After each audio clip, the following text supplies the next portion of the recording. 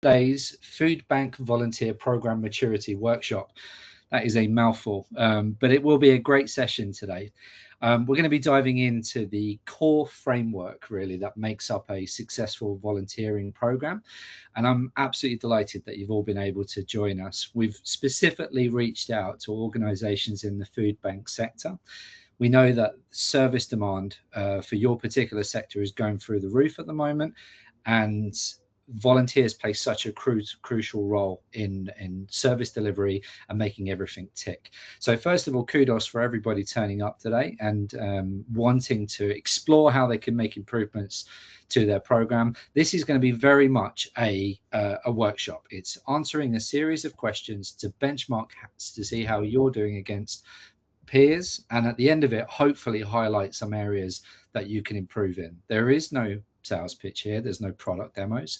There are partners involved though. We've got with us today Blackbaud, and we've got RKD Group, and they'll be giving introductions very shortly. My name is Martin O'Neill. I'm head of marketing here at Rosterfy. This whole session will take roughly around about an hour, and I really don't want it to be just us talking and just showing some questions. I'm going to try and encourage a bit of interaction. Unlike most webinars, I'm going to like unmute everybody as well and give everybody an opportunity to talk and ask questions and interact. I haven't really done that before on these webinars, so we'll see how that goes. But I'm hoping that we've got a lot of interesting points that will be raised, some learnings to share, and then at the very end of it, you'll be given a report to show here are the questions that were asked, here are the answers that you gave. And if you give me a couple of days or so for me to collate everything together, I'll send you out like where you marked up against the average as well. And who knows, maybe we can loop back round on this in a few months' time and see how you're getting on and perhaps share some advice from within the peer group too. So I am now going to pass over to my colleague and friend, Chaz. Hello, everybody. Thank you, Martin, and welcome everyone. And as it may appear, Martin and I are not sharing a cubicle or an office space, despite his accent and mine. Wonderful Baltimore accent here may come out if you're so lucky. But Chaz Offit, head of global partnerships at Rosterfy. I spend my time working with great organizations like Blackbaud and RKD Group and many other companies across North America, UK, and Australia to help volunteer programs to become more strategic, efficient, and impactful. Today, as Martin had mentioned, is really interactive discussion. We hope it is not a sales presentation by any means. We have a fantastic group of experts joining us from Blackbaud and RKD Group, and each bringing years of experience working alongside food banks, nonprofit organizations. Reiterate, Martin, we encourage you to be engaged and share your own experience and learn from one another as we go. And so with that, I'm going to ask, let's say, Adrian, to please kick us off and introduce yourself. Hi, everyone. I'm Adrian Chisholm. I'm the Senior Manager for Analytics Consulting here at Blackbaud. I'm not, in fact, Stephen O'Neill.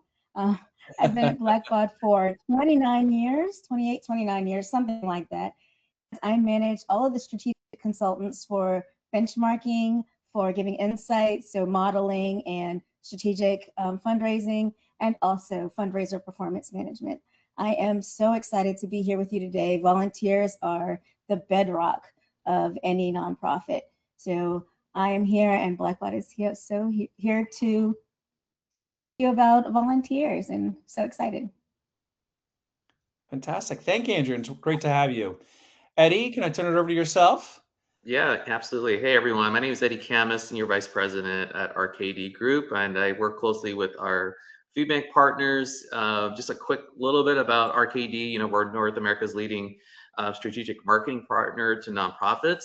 And a part of that is I have the honor of working with over 75 food banks around the country. And like Chaz said, and Martin, we're here to have a conversation. There's no sales presentation here, but we know that how important volunteers are as they are not only future donors, but also are a part of the solution impact you guys are making in your communities. So grateful to be here. Fantastic. Thank you, Eddie. And not last but not least, Brianna, quick hello from you, if I may put you on the spot. Yeah, no problem. Hi, everyone. My name is Brianna. I'm the Director of Strategic Engagement here at RKD. And yeah, almost been here as long as Adrian's been with Blackbaud, a whole 2 whole months with our RKD. But yeah, just joined and working closely with Eddie at the food bank vertical and animal care vertical. And yeah, just really coming along to help find the right partners and figure out what their needs are and during this phase and figure out who to bring alongside. So yeah, thanks for letting me join.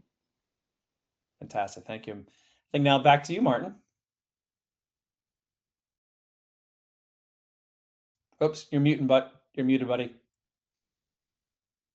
I seem to do that every time. It's if I have to mute because it stops me jumping in when somebody says something that I'm excited about. And okay, so setting the stage. So how today will work. In the top right hand corner, you can see this image. That's our volunteer program maturity health check. This was a global initiative that Rosterfy did, and we worked with hundreds of volunteering programs. And what we decided to do was encourage them to get involved in a very big survey that that basically measured everything from the application all the way through to retention, reward, recognition, and even into sort of the fundraising element too. And what we decided to do for this workshop was just take 8 questions, just 8, from the overall health check, because if we did a workshop on the overall health check, we'd be here at this time tomorrow as well. So 8 questions to define the success really and sort of benchmark the success of where you are at the moment. And how we're going to do that is I like to use a little system called Slido. You probably used it when you've been to events and conferences. You really just scan a QR code or enter a code that comes up on the screen.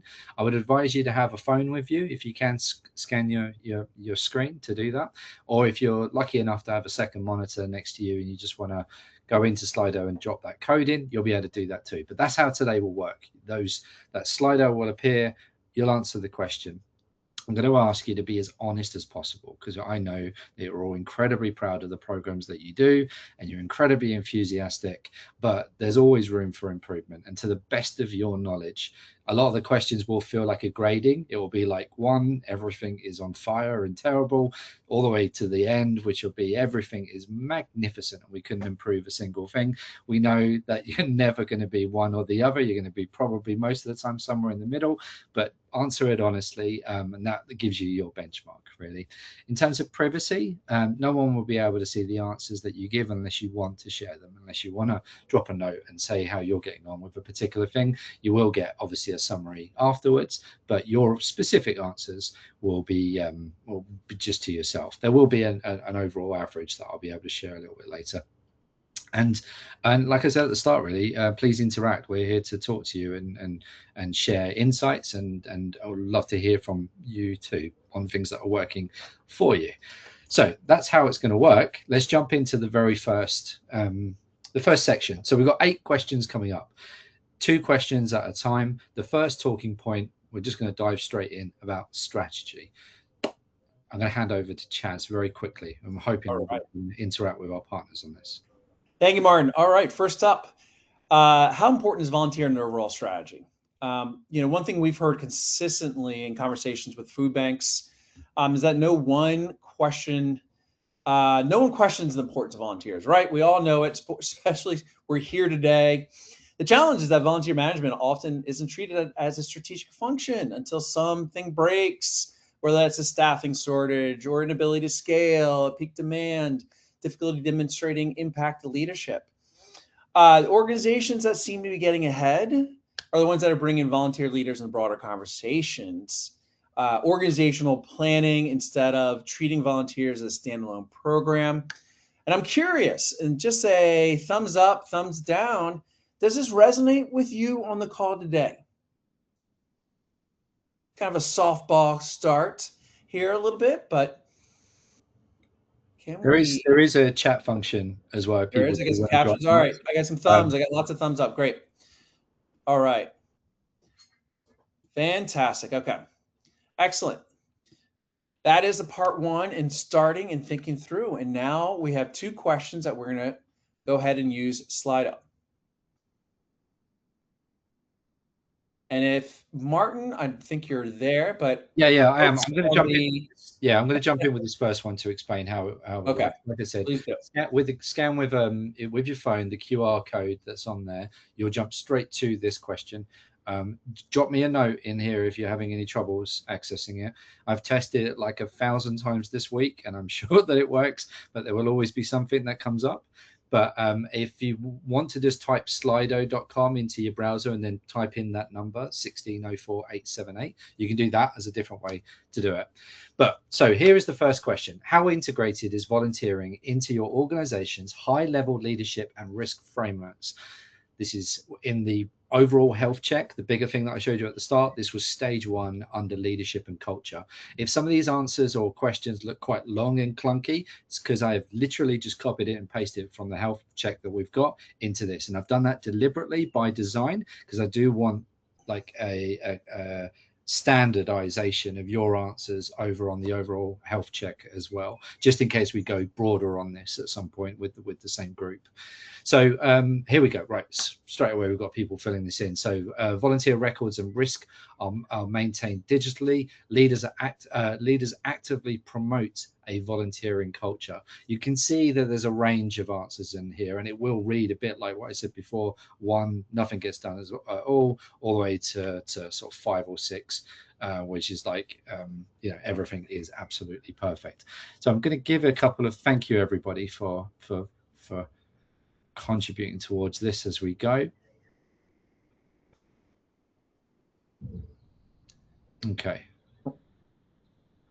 Martin, I think what I'll do is also share the larger LinkedIn the maturity check that folks can download at this time or later for context. Great idea. We'll be providing an email as a follow-up. So yeah. So the overall, I do want to linger on some of these answers as well. We're not just going to fly through the questions, but I want to see what people have mostly put in here. We can I'm more than happy to summarize at the end as well. I've got like an insights dashboard that I can bring up, which can dive into this a little bit further.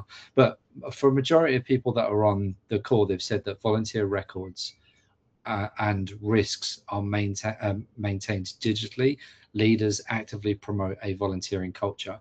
I think to start off with the very first question on there, that's a really promising start because it shows that volunteering is at least considered to be important enough to have processes in place.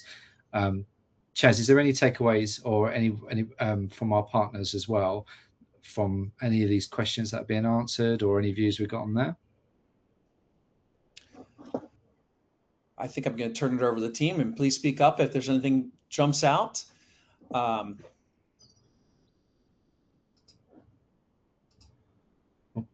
But we can certainly say the range here.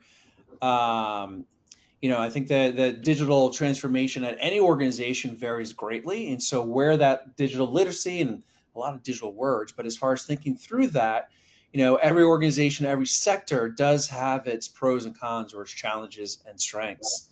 And so certainly looking to kind of identify what may be unique within our food banks here.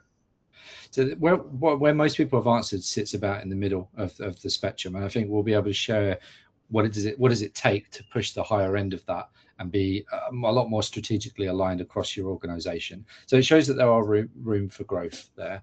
The second question is, does your organization allocate sufficient funds, time, and technology to support volunteering? So this was under allocation of infrastructure. The answers range from no budget, no dedicated technology, volunteer management is a side task with no allotted time, all the way through to a comprehensive digital infrastructure. It's fully funded, supports seamless participation and professional development. We're starting to get some answers in here now as well. It's great to see. Are you able to see these live? It isn't just me that these are popping up on the screen. Yeah, cool. Yeah.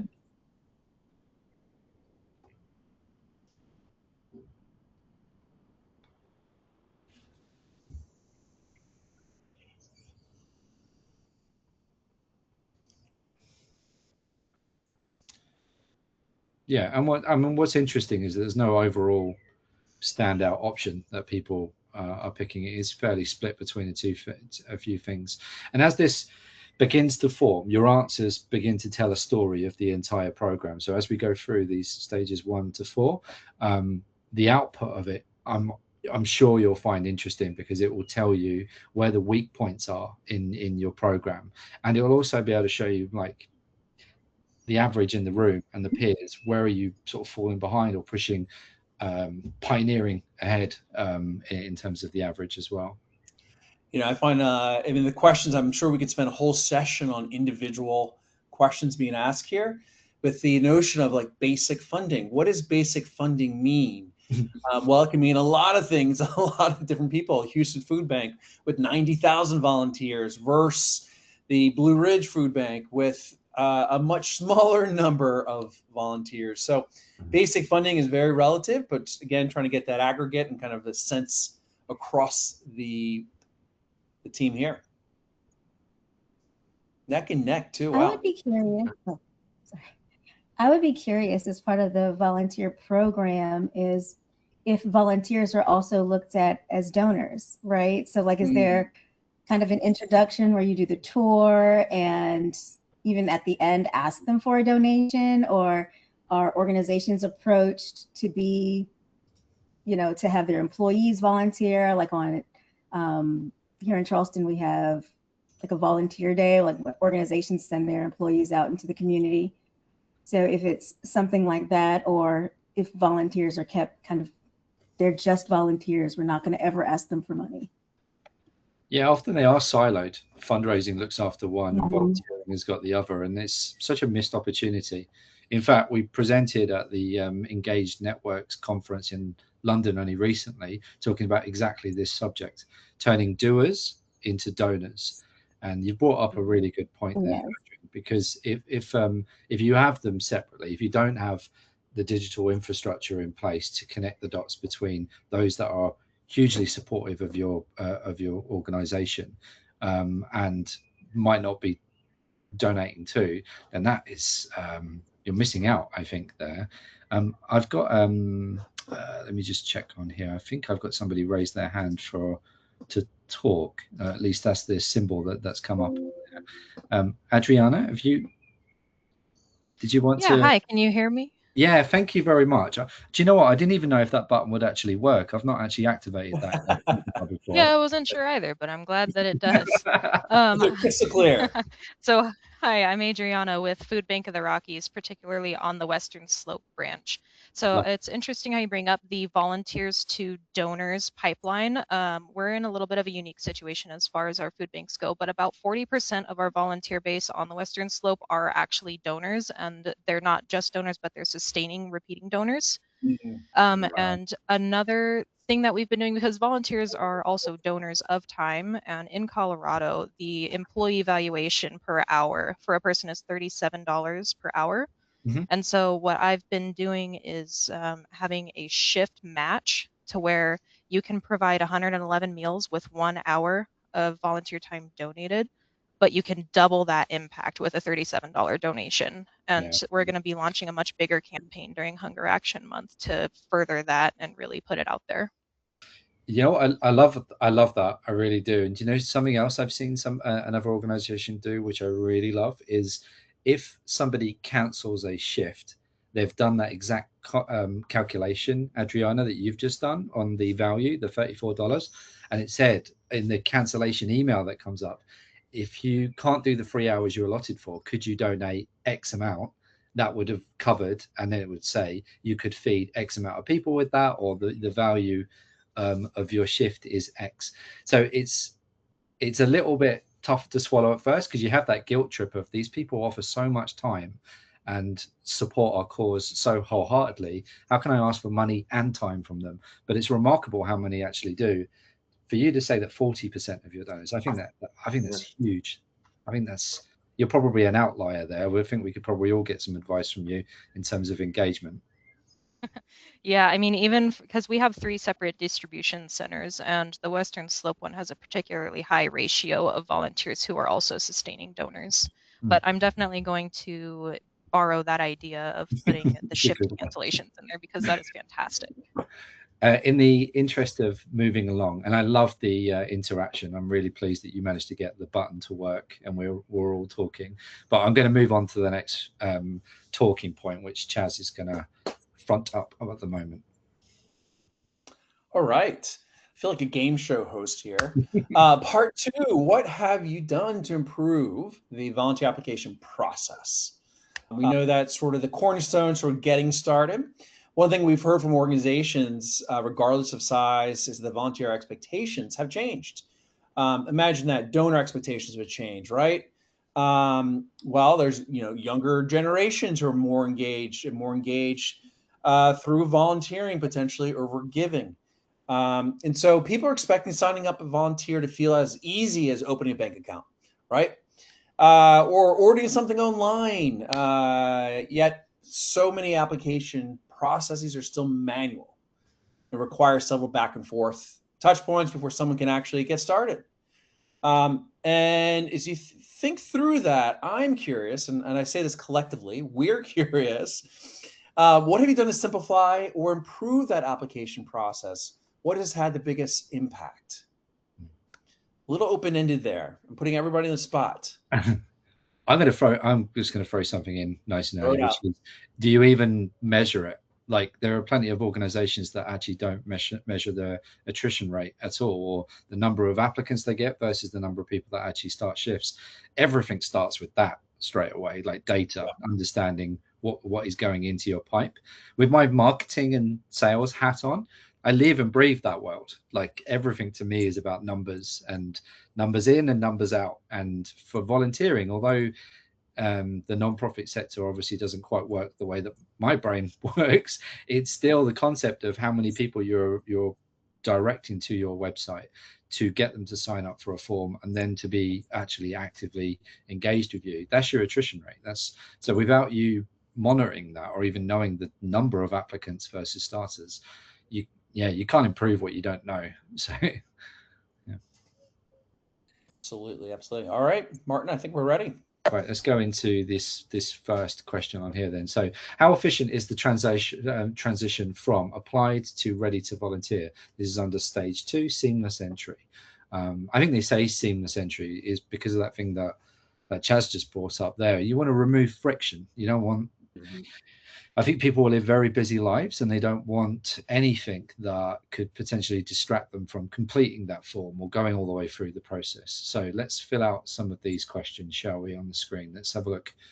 How would you rate your current processes? In brackets there, they've got like average number of days. I think this one is a little bit tricky because there's going to be a big difference between those that need screening, background checks, and maybe a lot more of an extensive onboarding process versus those that you could probably walk up on the day and get involved. But right. I think maybe take that with a pinch of salt and kind of like go, right, what's the overall view here? What's the average? Yeah, and especially, Martin, I think so many volunteer types, different journeys, but thinking through what Please go ahead. No, I'd be curious if, like, most of their volunteers, do they have to come in groups, or are they individuals? Are there different requirements for those? Yeah, and like corporate volunteering, like when they were coming as a big group, how long does it take for them to apply and be organized? Do you have a centralized, standardized process for managing both? That would be. But I think the point that we're kind of not the point we're trying to get to, the marker in the sand here that you need to see really as a manager of volunteers or a program director is the process that you've got automated, slick and easy, that removes friction. Is there anything you could do to improve that? And there probably always is something. But where there is, so there's a couple of people that have answered parts of the process are digitalized, but some require some admin intervention. That's tricky, right? I've gone far too far there. That just means that you're sort of maybe layering on some extra admin that is creating bottlenecks and slowing everything down. Thank you to those people that have answered that in that way, and that definitely highlights an area that could be improved. Yeah, the process should be as easy as them making a donation online. Because if anyone's gone online to make a donation and there are too many clicks, you'll see all those abandons. Like, they'll just abandon it. People will love to volunteer, but they don't want it to be hard. They want the hard work to be done at the facility. And if you're boring Then like sign me, up. you read into the marketing side of it, the psychology side of it. Every time you add a field to a form, you got like this interesting bell curve that happens, that every time you add another bit of information you've got to ask of somebody, your form performance just absolutely tanks. And there's a whole science behind how much to ask at the start, and then gradually can you fill out that extra information further down the line, but lock in that initial application. That's kind of like new tech, really, where people are going, is to get into the system really, really easy, and then over a period of time collect a little bit more about them as you go, rather than bombarding everybody with stuff up front. So here's the second question of this part. How do you ensure potential volunteers are suitably matched and legally compliant? This is under screening. So screening is informal. Documents are stored in physical folders with a high risk of oversight. Documents are digital, but tracking expiry dates is a manual, human-reliant process. Documented selection process is followed. System generated alerts notify staff of expiring certificates. That's really good. That's important. Potential volunteers receive clear information on selection outcomes and are offered feedback. And lastly, 100% automated screening. The system dynamically locks non-compliant volunteers out of shifts to meet legal standards. So there's a real range here, from a little bit up in the air to the system actually locking people out. It's so fast. I find it fascinating, Martin, and I'm wondering if others agree, and I'm sure Eddie can attest to this. But food banks have such a variety of volunteer types, and so where you think about who is volunteering for the day, a walk-in, who's coming in through, who may be court ordered, who were a corporation. Thinking about a food bank in Florida where they have a market, they have a pharmacy, they have multiple locations, and so the degree in which the requirements of who they are and what value they bring, they may need training, LMS. Kind of part of that onboarding experience becomes quite diverse, and the facility and operational side of it complex. But it's mind-boggling, I find, from outside of this world a little bit. Yeah, no, that's a good point, Chaz. Again, the food banks have so many different services and ways for volunteers, donors to get involved, from whether it's packing food boxes, sorting food, and like you said, there's some that have community kitchens where people can come and get a hot meal, and all of those activities require a different approach, and people wanting to use their time might want to be more in the kitchen area, or maybe in the warehouse. So it is a complex, and it's another good reason to have a different path for people to get involved. Absolutely.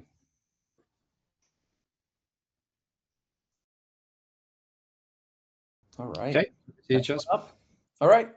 Stage three. This is a fun one. I'm sure no one's ever experienced it. But how much is burnout discussion on your team? What do you do? How do you proactively address it? Surface it. One thing that comes up time and again in our conversations, and I'm sure Eddie and Brianna and the team here, is that burnout isn't just affecting volunteers. It's impacting volunteer managers as well.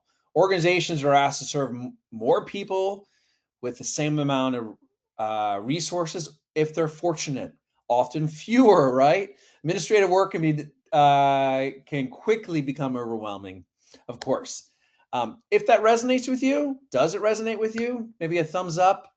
If your team is talking about burnout, are they talking about burnout? How are they talking about burnout? And has it helped? Kind of open up conversation a little bit.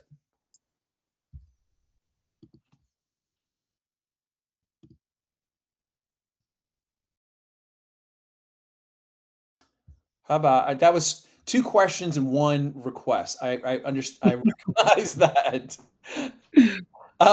I guess I'm making a fair assumption that burnout is assumed. Maybe that's not fair, but if that is something that's discussed, is it discussed at your organization? How about that? How about a thumbs up or thumbs down? Is it discussed at your organization? Thumbs up. Fantastic.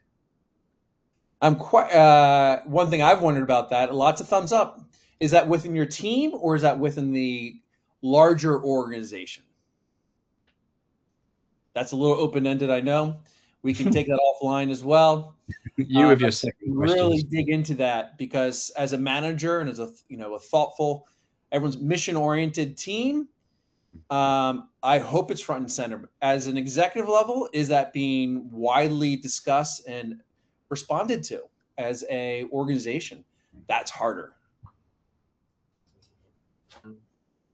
Yeah, Chaz, one other thought. Well, those questions are coming up or other comments might be shared. I was just thinking, even from a fundraising perspective, there's that 80-20 principle. And I was just wondering if that applies in the volunteer world, where you got people who are putting in more hours. You have your dedicated volunteers who come day in, day out. So I wasn't sure if you're going with like volunteer burnout or internal. Just curious if there's any thoughts on that. Good point. Good point, Eddie. I was looking at internally, but you're absolutely right. Yeah.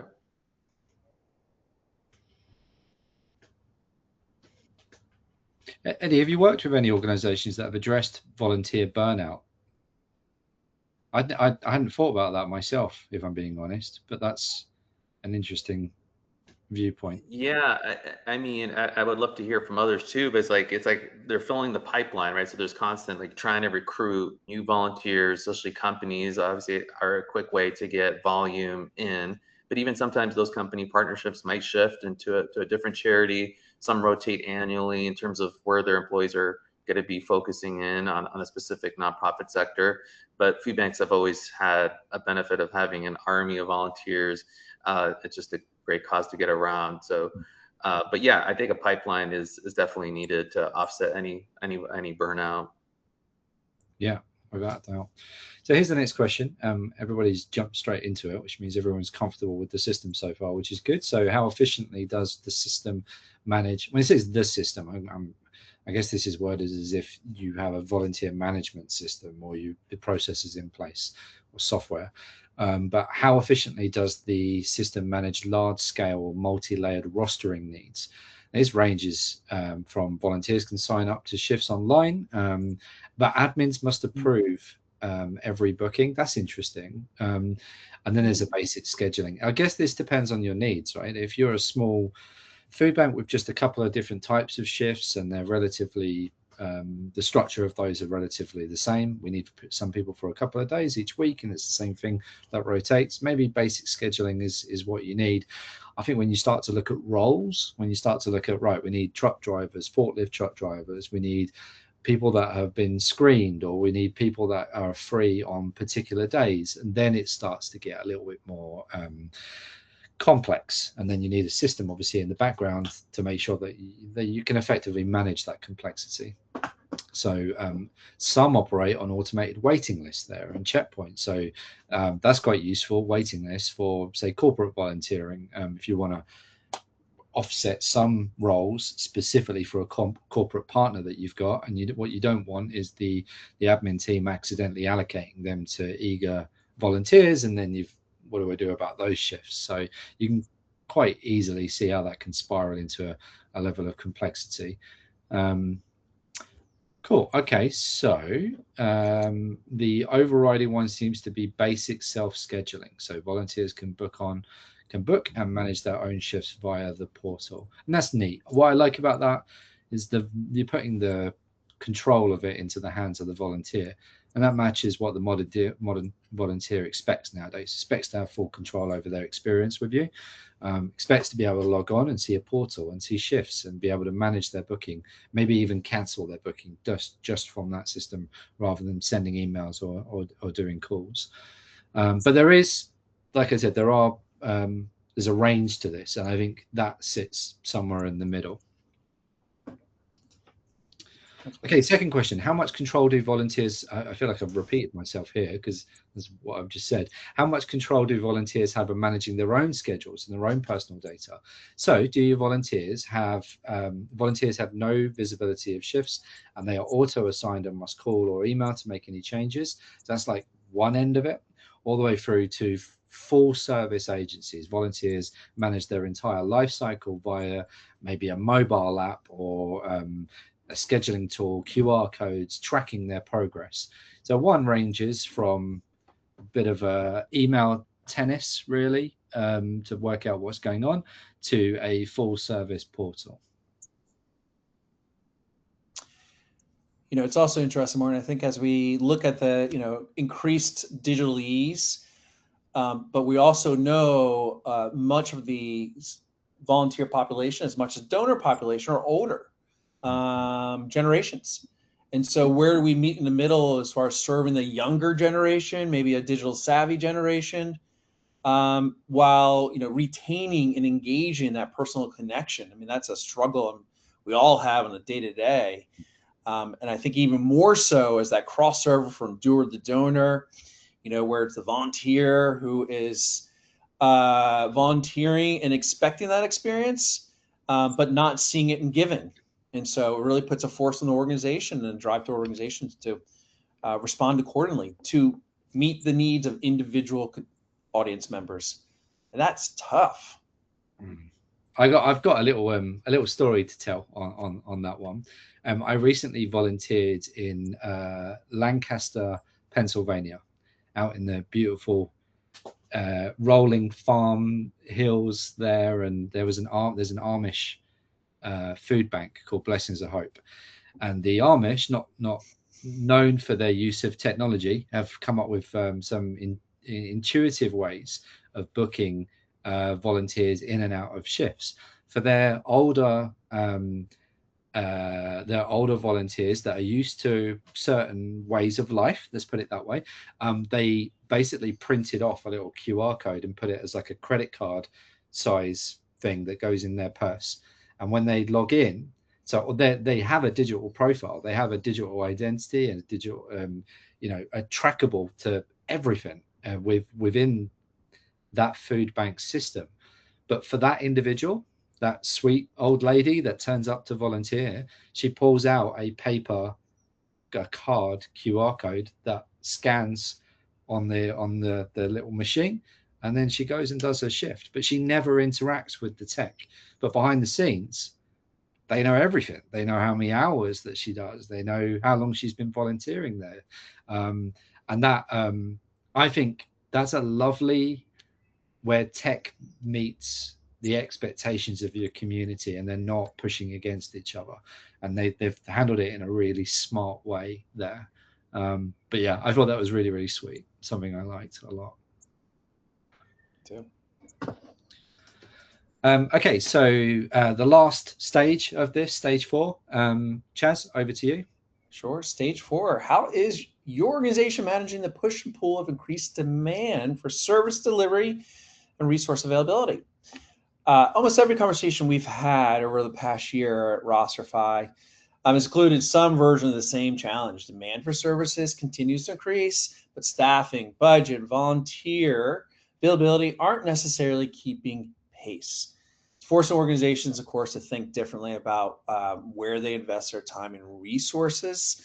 What we'd love to hear a little bit more and kind of open it up is how your organization is approaching that balancing act. Whether you found, I think we've talked about this a little bit for sure, but have you found anything that's helping you do more with the resources you have? Quick wins, I think.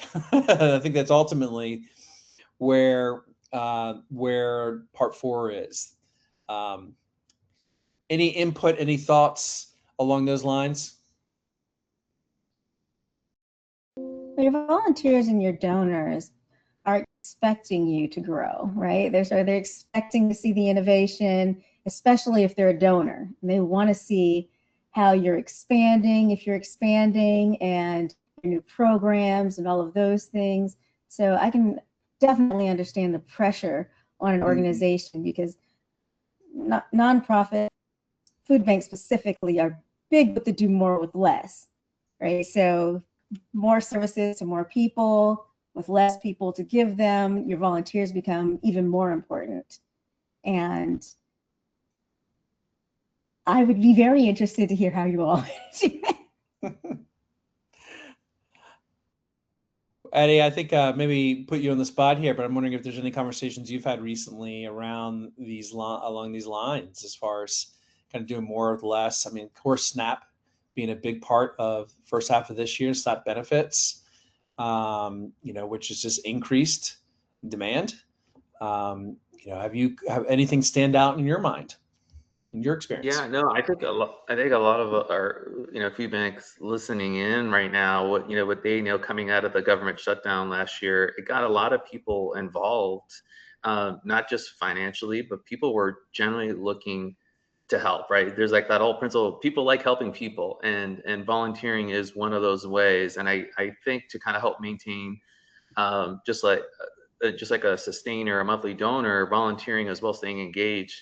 I think I've noticed a big effort in communicating what that impact really looks like, from the amount of meals that are being provided, whatever that might be, depending on what they're volunteering that day, has really helped to keep them engaged during a time where, to your point, the demand is up and we need more volunteers to stay engaged. And one of those ways is to show them how their time is making an impact. Love that. I just want to say that Matt kindly dropped a question in the question section as well. So Matt Staples, he asked what system uses the QR check-in. I said that I wouldn't make a sales thing or it be a product thing, but it is a Rosterfy feature. There are many VMS systems that also use a check-in kiosk style check in and out, and most of them do use QR codes. But for that particular example that I gave, they use Rosterfy at that system. So, yeah. Excellent. Okay, so let's go into the last set of questions. So how visible is the diversity and inclusion profile of your volunteer workforce? So this is under sharing impact. So we've gone from the application process, from empowering your volunteers, and you're starting to see that we're coming sort of full circle to the point where your reporting function, your impact reporting, and perhaps how accessible grants might be to you based on the demographics that you work with and the diversity and inclusion profile. So these range from basic data, such as age and gender collected, all the way through to a comprehensive diversity dashboard, or real-time inclusivity intelligence. What a phrase that is. System identifies diversity gaps in recruitment funnels. I'd be very surprised if I ever saw that in the system, but that's where we're going from, though. That's going from basic all the way through to seeing a full view of your volunteer workforce from a diversity and inclusion point of view. It's interesting, Martin. I think along these lines too, I think from my previous world is fundraising. I think Eddie and Adriana can appreciate where a lot of data depends, getting that data back into the system of record, where you're matching up who they are. So as we're talking about those journeys or pathways per volunteer, as we do with donors, that they're being spoken to, treated in an appropriate way. And appropriate being what we know of them and what data and experiences that they've had to date. And sometimes that's with third-party data. One of the best third-party data I've ever seen, sector or really a nonprofit kind of append is birthdays. I don't know about you, but every birthday I get a Starbucks reminder before my mother. A Starbucks happy birthday before my mother. And so birthday appends are a great, engagement tactic in the fundraising space. I haven't seen it in the volunteer space, but like that being a really good opportunity as far as getting that data in a central location. Easier said than done. Fully recognize the challenge there. I think the lack of information is quite startling, really, for a lot of programs in collecting this. I once met with a London-based nonprofit. I've just jotted down because triggered what they said to me, and I had to repeat it on this call, which is the lady that ran the program said to me, how can you serve a community if your program doesn't represent it? And that's quite telling. And I think if you're not recording that information, that's a misalignment there. And you can use that information, what they do, for their recruitment. So they know that if a certain demographic isn't being represented in their volunteer pool, then they can advertise or promote in areas where that demographic is more commonly found, and they can encourage a bit more involvement from that. There's always a marketing phrase that I love from my marketing guru called Seth Godin, and he basically says, people like us do things like this. And that is a phrase I think that is transferable into volunteering as well, whereas if you can show people like us, a certain demographic, are involved in this, then you're much more likely to get them involved again, and like to build up a community there. But if all you're collecting is basic data and you're not really reporting or using any of it, that's going to be a problem. Yeah, and just like you said, age information is really easy to get. People actually expect it. I think it's even one of the fields that saves, like in the Google or Internet Explorer, or even on your phone when you're filling out when it does the little autofill thing. And if you don't have all of your volunteers as prospects for planned giving, then I don't know what you're doing. They're all amazing, but there are two things you look for when you're looking at a donor, like affinity and ability. Affinity is the big thing. If they're volunteering for your organization, you got that one flat. You already know they're at 100 for affinity. They like this. Nobody's going to go out and do work for an organization that they don't like. So they like you. And whether or not they have money today or when they're going to leave you money, you're on the list, or you could be on the list. So continue to court that. Adrian, but you love that, because I think you have to think about micro donations for small, 1 time, 2 times, 3 times. RKD's some good research around the breaking point, meaning you're likely to give if you only do a certain number of shifts. You do more shifts, you're less likely to give, because that's how you see yourself as a volunteer. But if you see yourself a volunteer, you may be more likely to actually leave a gift, a legacy gift. Yeah. All right. And even if they're not giving right then, or even if they're not volunteering with you and you're collecting like their Facebook information, or they're canceling a shift, would you be willing to consider running a Facebook fundraiser for us? And in order to do that, you need to know how old they are, because only old people like me are doing Facebook fundraisers. And all of my friends will donate. Okay, so the last question that we've got on here. I do Facebook fundraisers. I'm with you. Okay, so the final question on here is, can you demonstrate the economic and social value of your workforce to the board? So there's that impact loop again. Everybody's jumped into this already, which is absolutely great. So that means, are you basically automating a diversity dashboard and ROI tracking based against like real-time benchmarks, all the way through to like no calculation of impact or the workforce profile is essentially visible to reporting? So does it factor into the reporting that you've got? So I'll give a minute or two for people to complete this as well.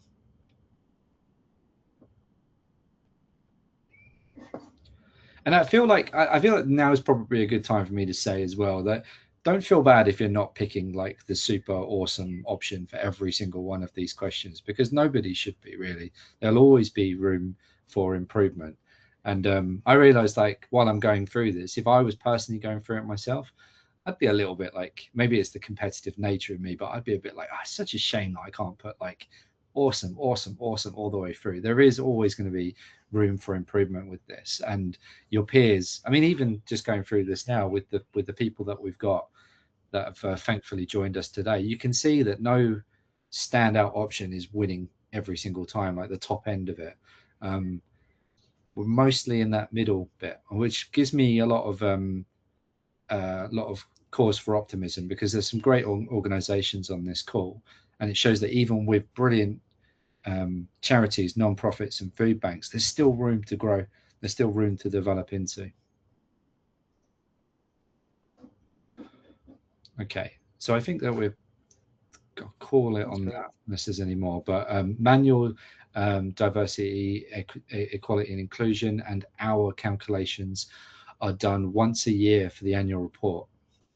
I mean, it's good that they're being done, but with everything that we've just been talking about, with like, can you find people that have a propensity to donate? Can you find new communities to build up your community base? Like, if you're only doing it manually and you're only doing it once a year, you're missing out on a huge opportunity to use some of this stuff to improve your recruitment or improve your donation capability. Does anything jump out on there with anybody? Grants, grants that are being any reporting for updating grants and reach. I mean, any sponsorships, any corporate sponsor. I mean, many would, they're thinking about the boots on the ground. They're thinking about the impact and how many, visibility they have, kind of for any financial investment they may have and support you. Yeah. And I think to add to that, Chas, like I was to say, there's always an opportunity to highlight this quarterly in other communication, other channels. It could be offline in a newsletter. It could be an email communication. I mean, your supporters, they want to hear the good work that's happening, and even the economic value. I think it's a big number, even probably on a quarterly basis. In fact, can I hope I don't just ruin everything by doing this, but I'm going to show you something. It's because they are. There's an organization that I mentioned a little bit earlier called Blessings of Hope, and what I've just remembered from what you've just said there, Eddie, is that they actually have an online dashboard on their website, and they show exactly how many meals they've supplied this week, how many hours of volunteering has been done. I shouldn't really be going off script like this, but I'm just going to do it because I think it's important. I'm going to stop sharing this, and I'm going to share this window here, and hopefully you can see. Typically this isn't loading up. They're using that Microsoft business. What's it called again? BI. Business Insights. I think it's called MSBI or something like that. If you can't see it very well, I know it's only small on here, but basically it's popping up with how many volunteer spots were filled last week, how many volunteering hours were done, how many pounds of food distributed. I think this is really, really good. This is all over everything that you do. When you volunteer with them, they show this information. And if you walk into their premises, like their main warehouse, they've got a big, like 60-inch TV on the wall that has this on it, this exact dashboard, and it shows everything live up to the date. And this is, I don't even think this is that complex, really. They're just feeding in from an API. They're just feeding in data that they've already got in their database into that Microsoft Power BI. That's it, down the bottom there. And although it takes a little while to load up, once it is loaded up, like that's awesome. And that just shows, this feedback loop that I think is really, really important. So I just wanted to share that. I know we're jumping off the presentation a little bit, but I really like what they do. Yeah, and I think I love that too, Martin. I think there's also a piece of this. There's a whole nother webinar if we so chose, and conversations that we have, and I'm sure everyone are having on the day-to-day, is gamification on an individualized level. Because even as you're recruiting a younger demographic, a younger volunteer group of supporters, soon-to-be supporters, that how are you rewarding them? How are they engaged in the kind of throttling on a sort of multi-tiered approach? Anyhow, the gamification piece is fascinating to me, especially as we're talking about younger generations and the inclusivity and the need to, seek out an understanding of the organization before they financially give first. And so understanding kind of where that money is going, how it's being spent. And so that authenticity being critical to that. Well, they're good gamers too. Yeah. Okay. And that's... Sorry, Adrian. When I volunteer with the group, one of the big things that we take away is what we did. And so we've volunteered at food banks before. So if we fed 300 people by whatever we were doing that day, that's what we did that day. And we take it back to the office, and that's literally how we refresh ourselves. So we volunteer, and we fed 100 kids yesterday in 2 hours or in 1 hour or something like that. So it's huge, those little things you take away. Love it. So we're going to close out here just by encouraging people to talk about anything that jumped out to them while they were filling out the form. We are wrapping up. We've only got about a few minutes left on here. I'm going to encourage our partners to chip in with anything that jumped out to them or any ideas that they heard or spotted that you'd like to sort of express with the group. And then I'm going to quickly just show everybody what happens next, really, with the reports and what the plan is.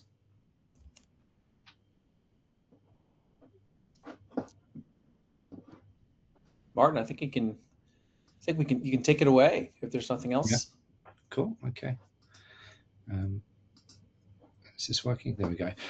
Okay, so you'll receive a summary of the results. So everything that you filled out, I'll be able to collate that and send you an individual report with where you benchmarked against the average in the group.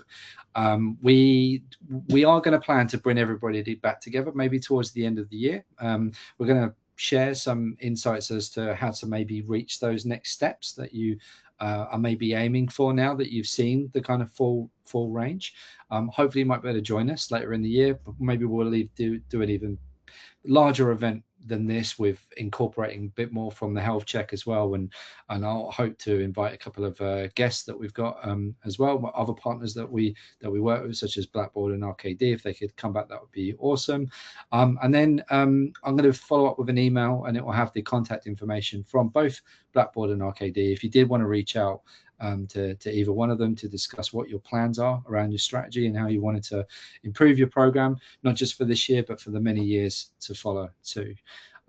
That's me done. Chaz, if there's anything you wanted to add. Thank you, everybody. Thank you to our partners. Wonderful to have you. And thank you, everybody, for joining. It's really been fun. Yeah, I enjoyed that. Thank you. Thanks, everybody. Y'all are doing great work. Yeah. Thanks. We'll see everybody soon. Have a great afternoon.